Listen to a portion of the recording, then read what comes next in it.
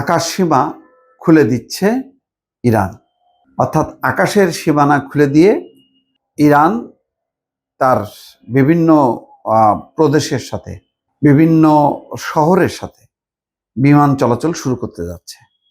বলা হচ্ছে যে একবারে নয়, এই কাজ হবে ধাপে ধাপে।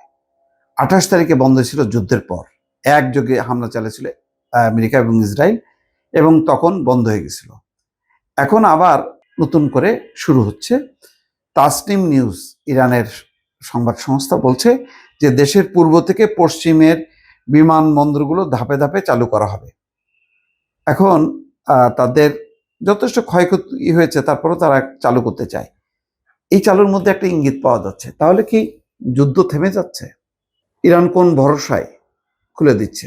এটাও কিন্তু একটা প্রশ্ন জাগে। কারণ গত কাল থেকে হুমকি ধামকি চলছে।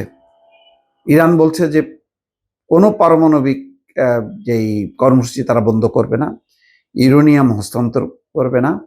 আর আমেরিকা বলছে যে ইরানের পারমাণবিক কর্মসূচি পরিচালনার কোনো অধিকার নেই।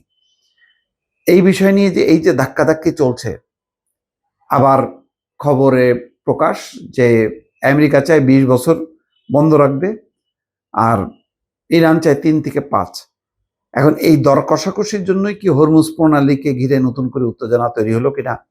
যেখানে অবরোধ করে রেখেছে, হরমুজ প্রণালী দিয়ে কোনো জাহাজ চলাচল করতে পারবে না, আর ইরান হরমুজ বন্ধ রেখেছে যে হরমুজ প্রণালী হয়ে কোনো তেলবাহী জাহাজ বা অন্য জাহাজ চলাচল করতে পারবে। এর মধ্যে ভারতের 2টি জাহাজ গুলি করা হয়েছে। ভারত বলছে তাদেরকে হরমুজ প্রণালী দিয়ে যাওয়ার অনুমতি দেওয়া হয়েছিল, অনুমতির পরও গুলি চালানো হয়েছে। এটা নিয়ে ইরান এবং ভারতের মধ্যে উত্তেজনা তৈরি হয়েছে।